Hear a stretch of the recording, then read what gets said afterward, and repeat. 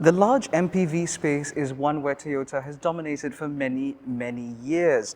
And now, in 2023, we are ready to welcome the latest generation of their large MPV. Say hello to the new Innova, which has now gained a suffix of Zenix. And this is to indicate the fact that in addition to being offered as a pure petrol model, it is now available as a fully electrified hybrid too. So, with that in mind, let's take a very quick look at Toyota's new Innova Zenix and find out everything you need to know. My name is AIMAN ABDULLAH, this is MalaysianMotoring, this is our very quick walk around of Toyota's new Innova Zenix.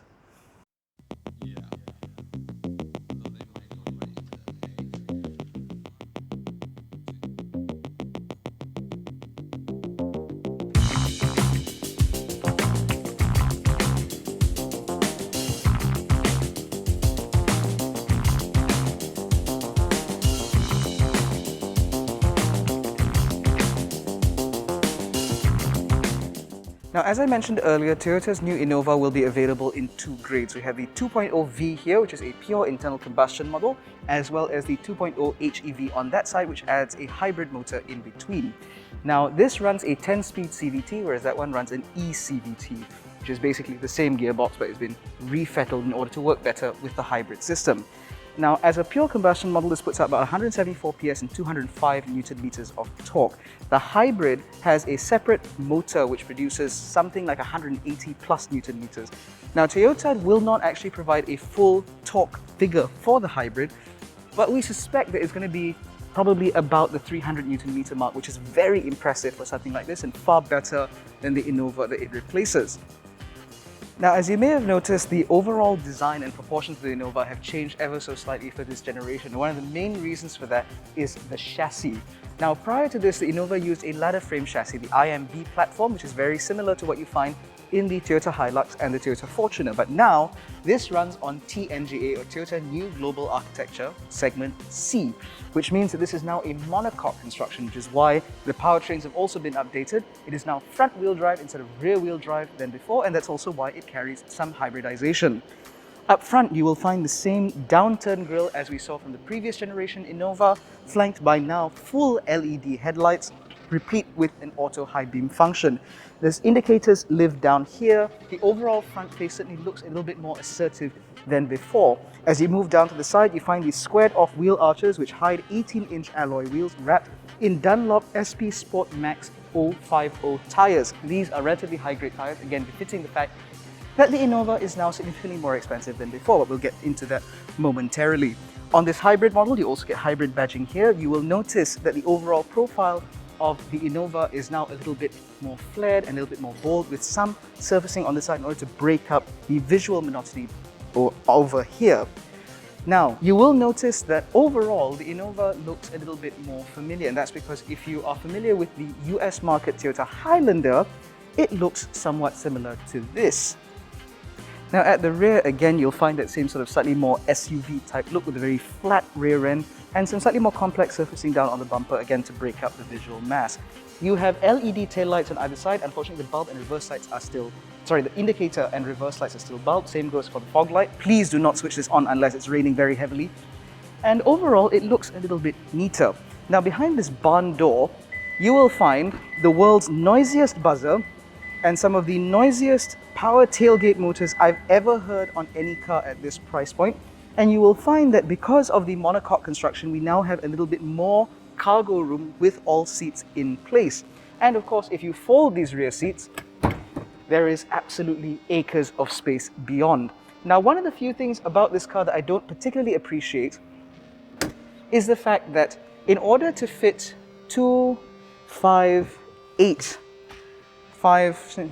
order to fit 8 passengers back here, the 8th passenger, which would have to sit in the middle of this third row, has to sit on the seam because these are 50-50 split and they have a separate headrest that lives back here. However, this is a small price to pay given the fact that the outgoing Innova used to have its third row fold up. So now that these fold flat, it makes for a much more practical space. Now, I'm not going to close the tailgate on camera because, as you heard earlier, it's terribly noisy, but we will now move to the interior where you'll find a much more refined interior. So again, because this is now built on a monocoque chassis, you now have a little bit more floor space. One of the things that I noted of the outgoing Innova was that its floor was very high, which made things very uncomfortable. But here things are much better. Now, in addition to all the materials now being slightly better, slightly softer, slightly better to touch, you will find that in terms of overall interior appointments, things have improved as well. You now get this floating center touchscreen, which is not only very large and relatively responsive, you also get the option of wired or wireless Apple CarPlay and Android Auto, which is certainly very helpful given the fact that you also have a wireless charger that lives in here. Should you prefer a wired connection, you do have a USB-A and USB-C port down here. And as you can see, the gear lever has now been moved up here to the center console, which makes life a lot easier. Space in the middle has also been freed up because you now get an electronic parking brake as standard, as well as your drive mode selectors all up here again to free up space. Now you also get a digital instrument cluster up ahead of you, very similar to what we've seen from Toyota's Corolla Cross, where you get a screen in the middle and your analog dials on either side. The steering wheel is also new for our market because it is shared with some models that we don't get, and overall everything looks very nice and it's very easy to use. You also get paddle shifters in case you intend to manipulate the gearbox in here. Now, what's very clear to me is that this has been very thoughtfully designed in order to incorporate as many practical features as possible for family consumers. The seats, for example, are not only very comfortable, they're also very adjustable, although admittedly only the driver's seat is electric, the passenger seat remains manual. A bit of a no-no for me, given the fact that this is now a rather expensive car. But overall, as you can see, appointments in here are quite nice. Now, in this hybrid, you also get two captain's chairs in the second row, manual unfortunately, as well as a panoramic sunroof. This is in addition to the dual zone climate control with vents all the way along. But in the non-hybrid model, you'll find a 3-person bench here, which means that this is an 8-seater and the hybrid is a 7-seater.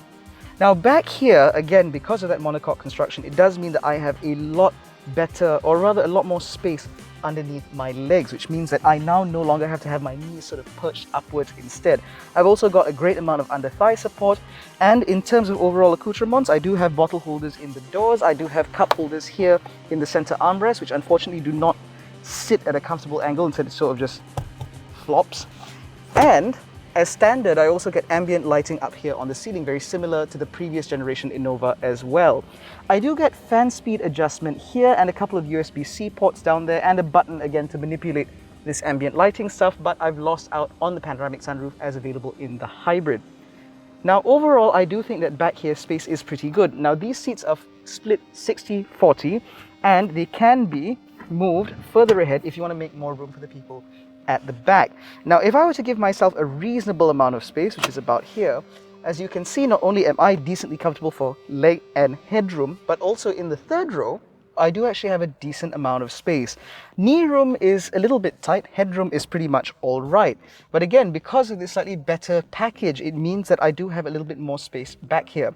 Now, if it seems a little bit uncomfortable to you, it is for an adult. Now, in this particular setup, I wouldn't recommend being back here for any more than about an hour. However, in this car, you can actually recline the rear seats quite some way. And if I'm reclined like this, I can tuck my feet in underneath the seat in front of me. Toyota has very cleverly designed space for all 3 passengers back here to put their feet. And then like this, it's not too bad. Sure, under thigh support is a little bit wanting, but I do at least have aircon vents for myself. I have a 12-volt socket back here. I've got cup holders. You know, it's not too bad. I think that because of this new monocoque construction and all of the space that has freed up for these cars, it does mean that the Innova does have more space to offer when it's fully loaded up. However, with the seat reclined like this, bye-bye boot space. Now, in terms of safety, the new Innova Zenix comes pretty well packed. As standard, both cars receive the Toyota Safety Sense 3.0, which includes both radar wave as well as a camera-based system. As a result, these cars come as standard with autonomous emergency braking, adaptive cruise control with low-speed follow. You also get lane keep assist, blind spot monitoring, and a 360-degree camera, again displayed on this very large screen. So regardless of which Innova you're going for, you can be assured of full safety features for you and your family. Now we get to the most salient point, which is price. Given the fact that the Innova Zenix is now far better equipped than the Innova that it replaces, prices have gone up rather significantly. The non-hybrid model 2.0V now comes in at 165,000 ringgit, whereas the hybrid model comes at a little over 202,000 ringgit. Both cars obviously come with a 5-year warranty as well as the usual service packages and so on offered by Toyota. And the hybrid model also comes with a special warranty just for its hybrid powertrain. Now, as far as we're concerned, these are now the new segment setters or benchmark setters for large MPVs within the segment. And although the Innova Zenix is a pretty expensive proposition, given the packaging on offer and exactly the sort of reliability and assurability that you're looking for that you will get from a Toyota nameplate, I think these cars offer pretty good value. But what do you think? Let us know in the comment section below. Is this now the MPV of choice, or will you be looking at competitors like the Nissan Serena S Hybrid, for example? In any case, that's been our very quick walk around of the new Toyota Innova Zenix. If you enjoyed this video, please give it a thumbs up, subscribe to the channel, hit the little bell icon to be notified every time we make a new upload. Don't forget to follow us on Facebook, Twitter and Instagram. All the links are in the description below. Thank you so much for watching. We'll catch you in the next one. Take care and stay safe.